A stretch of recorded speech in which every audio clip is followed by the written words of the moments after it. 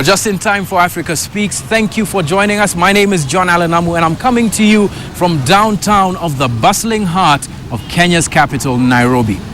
Today on the program, we've got a very special interview with a foreign affairs minister from a region in the Horn of Africa, which, if all goes to plan for them, they could become the newest state in Africa after South Sudan. That, of course, is Mohamed Yunus. He's the foreign affairs minister of Somaliland. But first, let's look at what's been going on the continent this week on Web City.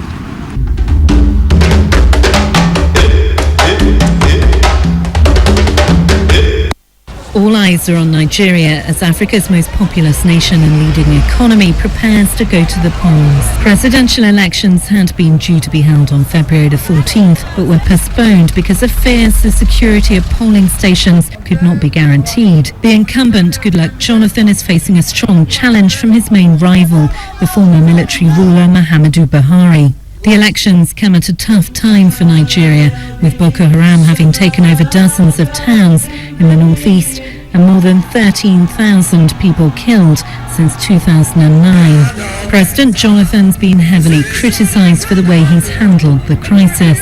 But there's been gains in recent weeks after Nigeria's neighbours Niger, Chad and Cameroon joined the fight. The main thing, the key thing, is to make sure that we flush the Boko Haram out of Nigeria and will not allow them to go into any other country. Muhammadu Buhari, a 72-year-old northern Muslim, has stood 3 times before for the presidency. The retired army general built up a reputation for being tough on corruption during his time in power as a military ruler in the 1980s. That could prove his trump card in a country where poverty is widespread and corruption seen as endemic, particularly in the oil sector that drives the country's economy. I have visited 34 states so far. In each of the states, there are serious things that are consistent, that are fundamental issues to this country. Insecurity, the deterioration of the economy, and corruption. This you can't change them. This is what is consistent, and every Nigerian is feeling that in his body. In Lagos, Nigeria's economic capital, people collect their voter cards. The city and Lagos state is controlled by the opposition APC and is a key battleground for votes. For some voters, security is the big decider, as well as the economic situation. We want to see the benefits of the economic growth that we've noticed in Nigeria the past few years, Nigeria being the country with the largest economy in Africa. I want to see that translated to the common man on the streets. We need a change. You understand, that is justice. Let everything, the security.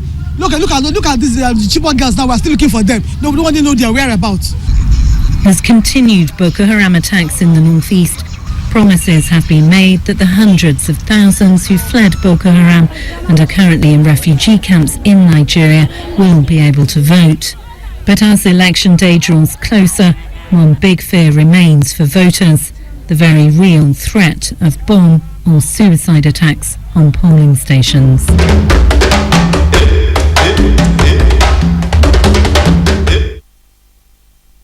So that's what's big news on the African continent this week. But here on Africa Speaks, of course, we have been scouring the internet for those hot online topics that you've been talking about and watching. From being colonized by 2 separate Western forces to becoming brothers under the same roof within the same confines to wanting to become separate again, the history between Somaliland and Somalia is very interesting, if not controversial. This past week, Mohamed Yunus, the Foreign Affairs Minister for Somaliland, was in Nairobi speaking to about 33 different missions here in Kenya about other issues, including its push for recognition as a new and independent state. I sat down with Mohamed Yunus and asked him not just about that push, but about that relationship between Somaliland and Somalia if their push for becoming a nation is recognized. Here now is a platform. Well, Mr. Yunus, thank you very much once again for joining us today on Africa Speaks. Let's start with what's current with respect to Somaliland being in the news, and it has to do with Somalia. What were the talks like in Turkey? Have we got any headway with respect to the issues that were being covered? Somaliland, as you know, is a former British colony. It has been an independent state for some time. We have joined our brothers in Somalia in 1960 voluntarily, and we have decided now to regain our independence. For the last 25 years, Somaliland was an independent, de facto independent state.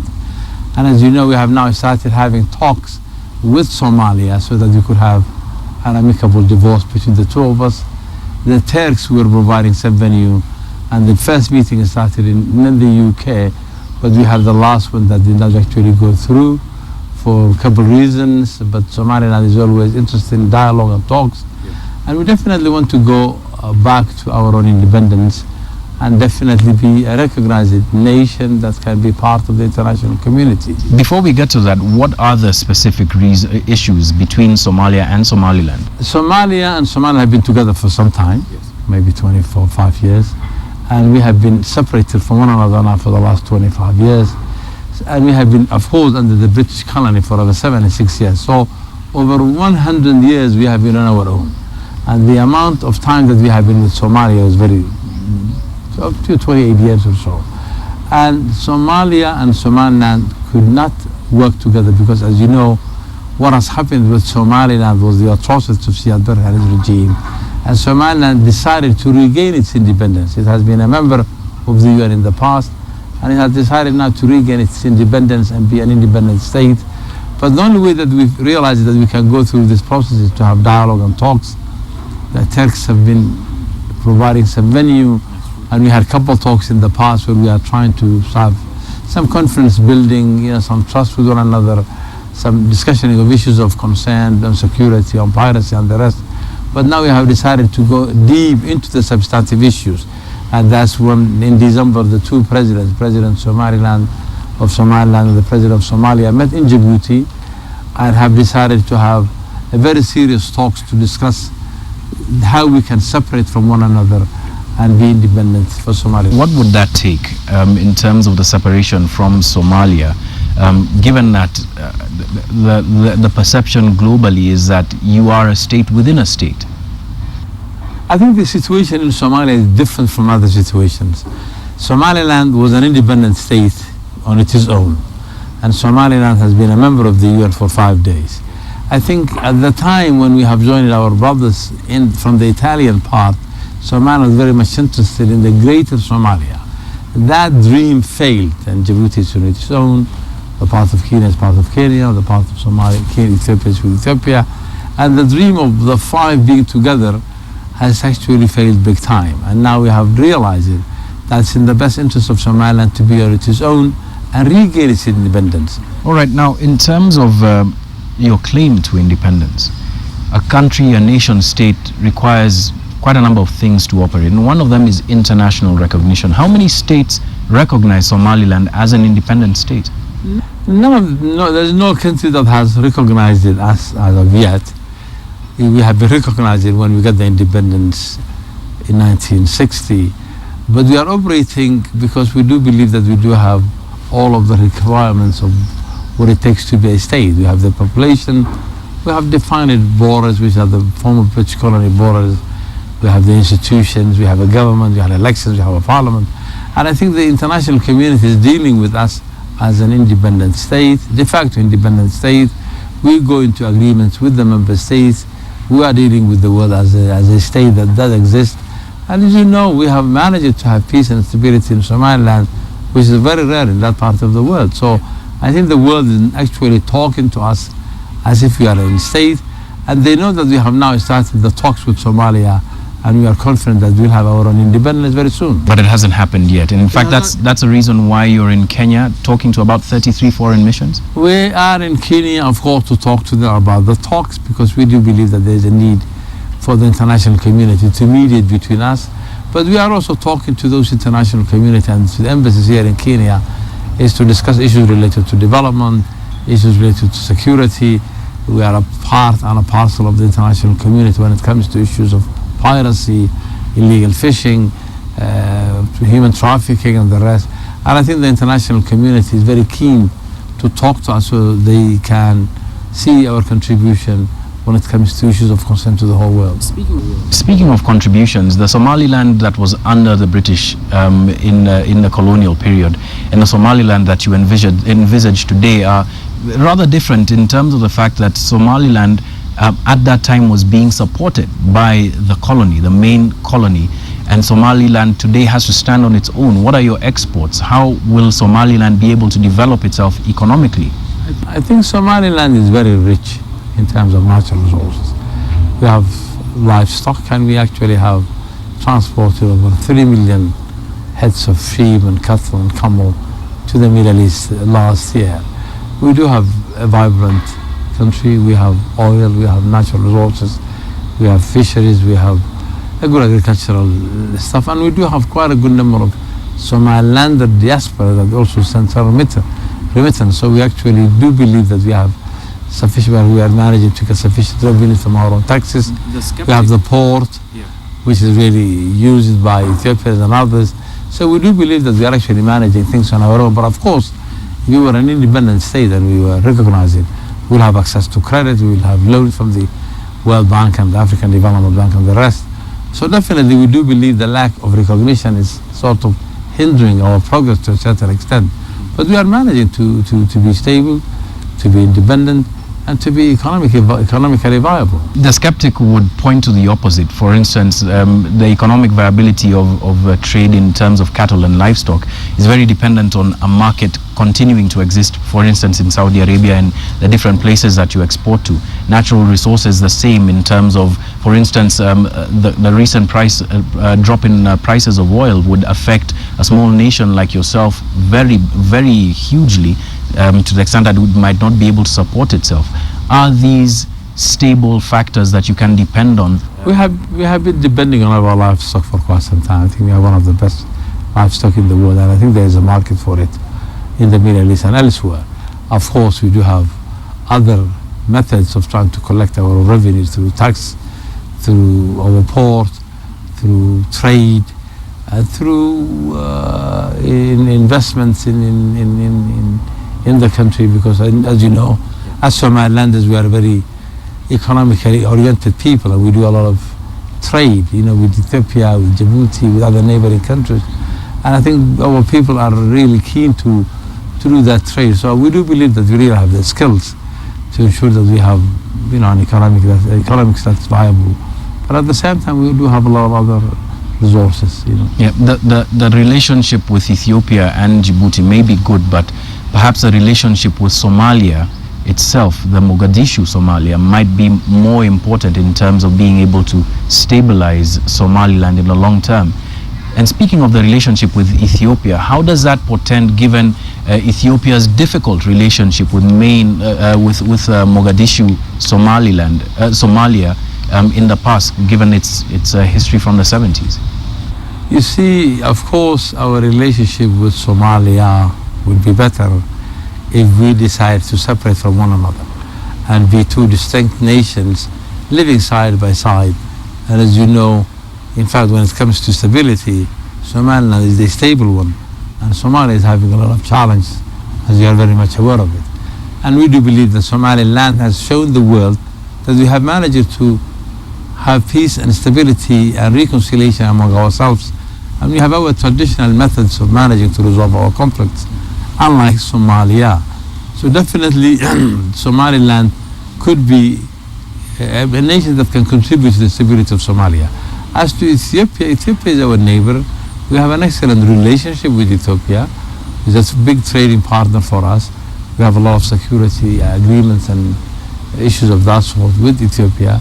And both Djibouti and Ethiopia are countries that we do believe that we provide a lot of security and support. And we see ourselves as a buffer zone for them. Yes. So definitely we are contributing to the security of those regions. All right. Speaking of security and in terms of stability and trade with Somalia, doesn't it help Somaliland that predominantly Somaliland is composed of one ethnic community, the Isak, and Somalia is more diverse? I guess my question here is, can you really trade with Somalia? Is there room for people of other ethnic extractions from within Somalia in Somaliland? I think to correct you, Somalia is not only inhabited by the Islam group. There are a lot of other clans within Somalia. It is predominated by it's predominant, maybe the majority, but there are a lot of other. And in terms of trade between Somalia and Somaliland, there are thousands of Somalis from Somalia who are actually living and residing in Somaliland, doing a lot of business and vice versa. So the issue of trade and business is actually vibrant and it's actually working.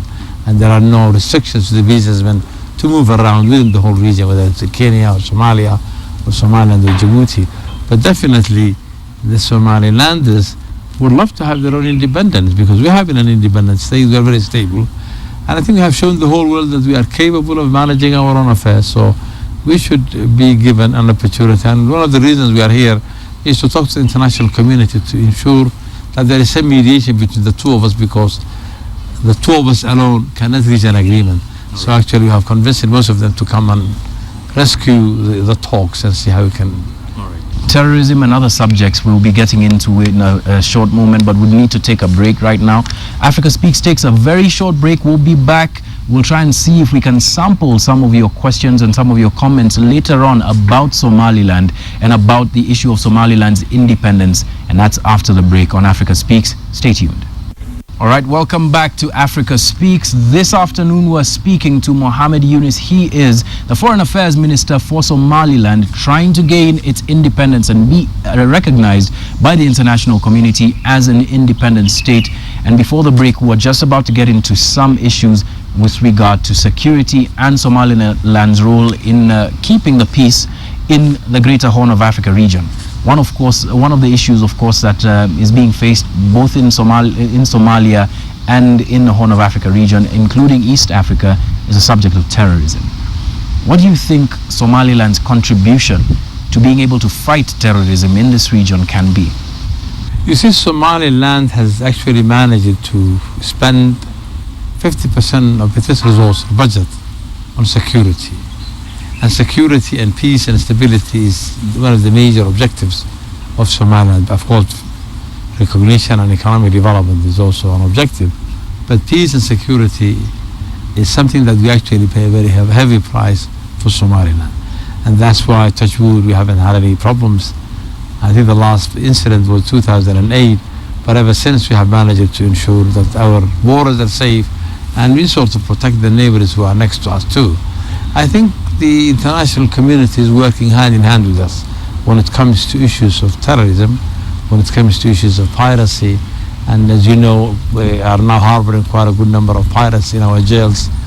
But definitely our seas and waters are free from piracy, and we are working with the UN agencies and others on the anti-piracy issues, so there are no pirates in Somaliland.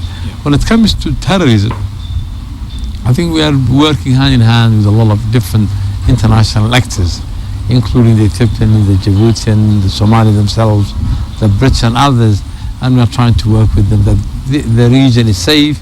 And I think our contribution is being very much felt by the world, that we are a partner that's trying to be there to support the international security for the whole region. Again, skeptics would point to part of the genesis of the Al-Shabaab militia having its roots in Somaliland, given the extraction, the ethnic extraction and the extraction from where he came from of the late leader of the Al-Shabaab, Ahmed Godane.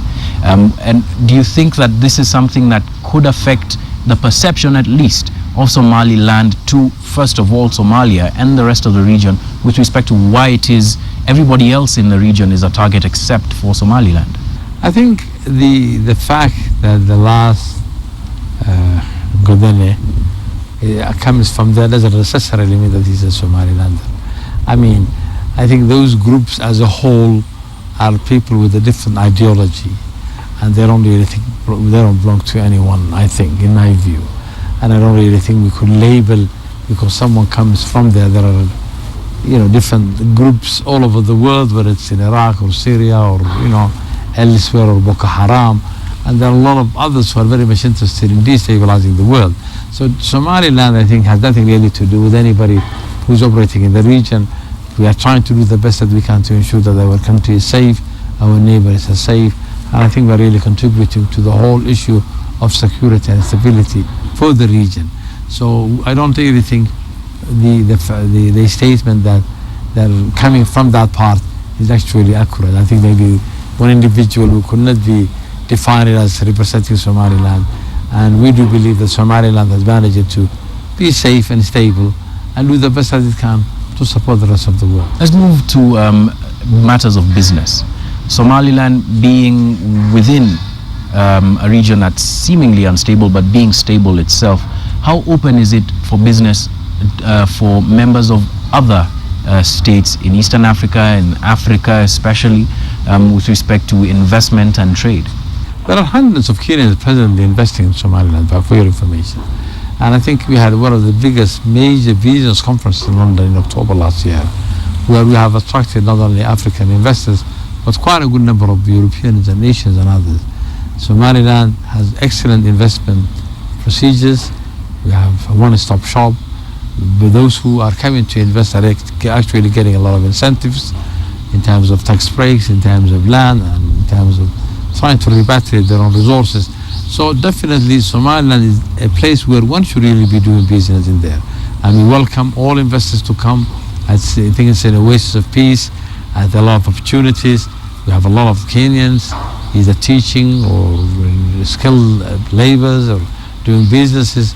We have Ethiopians. So there are quite a good number of African neighbors who are actually doing a lot of business in Somaliland. I'm extremely happy with the fact that Somaliland is a very warm and a peaceful and a warm, welcoming nation.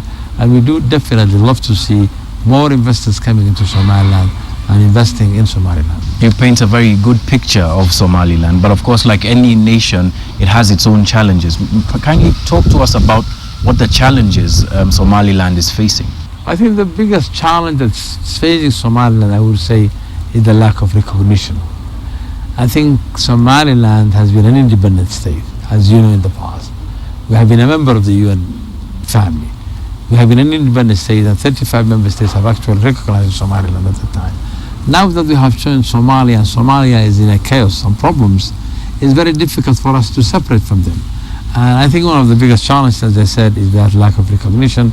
But I'm sure as soon as we get our own independence, and as soon as the international community accepts Somaliland as a partner of the international community, I think one of our major obstacles to development, to investment, to the rest, would also have some problems. I think other challenges, I think we're still working on trying to establish a vibrant financial institutions.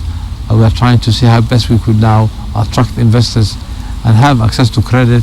And I think there are, of course, challenges in terms of employment. There are a lot of youth are very much unemployed, and we are trying to see how we could address some of those challenges.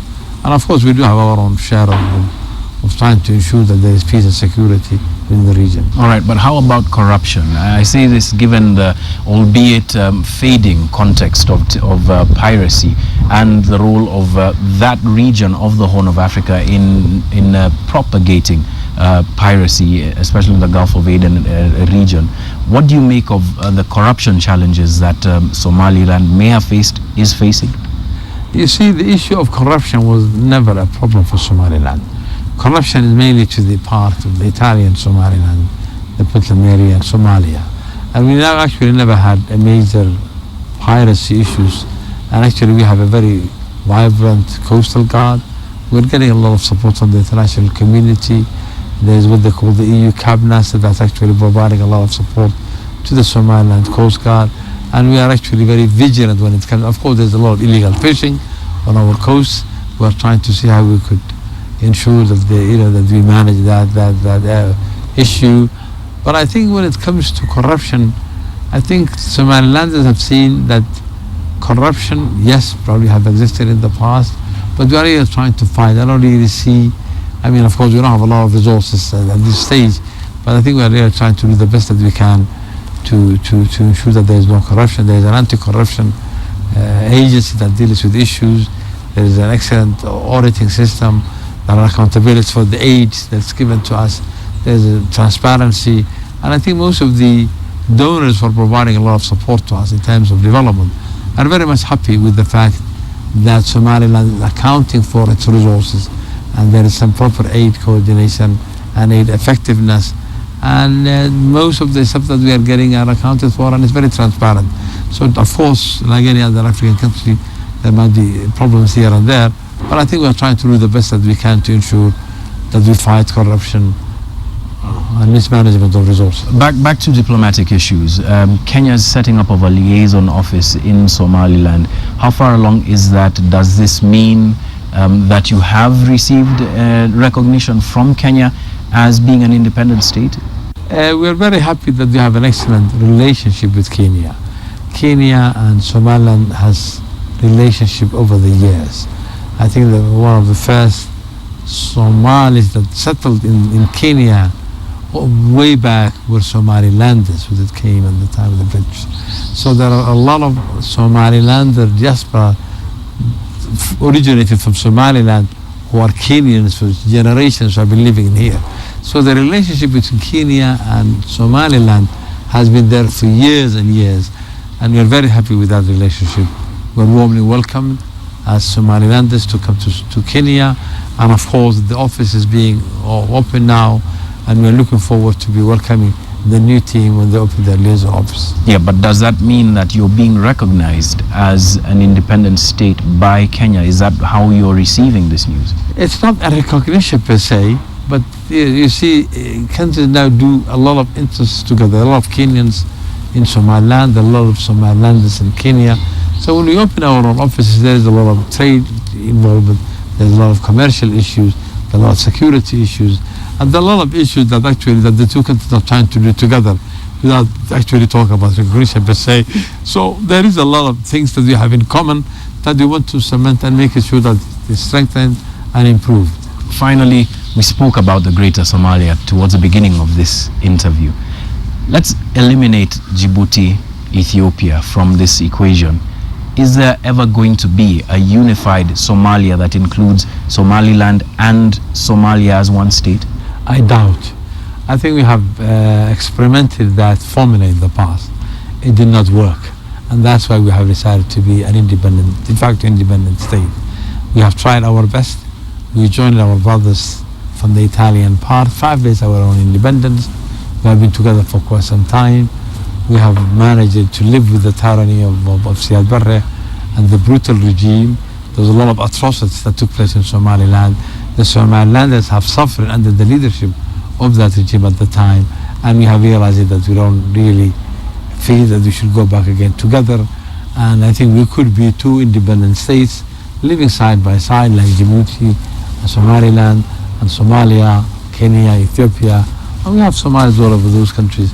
And definitely I think we can do a better job with one another, being good neighbors, living side by side, and maybe having like the East African community to have a lot of relationship in terms of customs, in terms of movement, in terms of passports and the rest. Rather than brothers in the same house? No, rather than brothers in the same house. We have been brothers in the same house, but I think it's better to be brothers in different houses. Different houses. Yeah. Mohammed Yunus, thank you very much for joining us on Africa Speaks this afternoon. All right, everyone at home, you've seen and heard for yourself the perspective of Mohammed Yunus, the Foreign Affairs Minister for Somaliland, with respect to its search for recognition as an independent state. We're going to run some of your feedback and your comments on that very subject. Very difficult one for many people within the Horn of Africa region to face, but of course one nonetheless that we'll keep on trying to address here on Africa Speaks.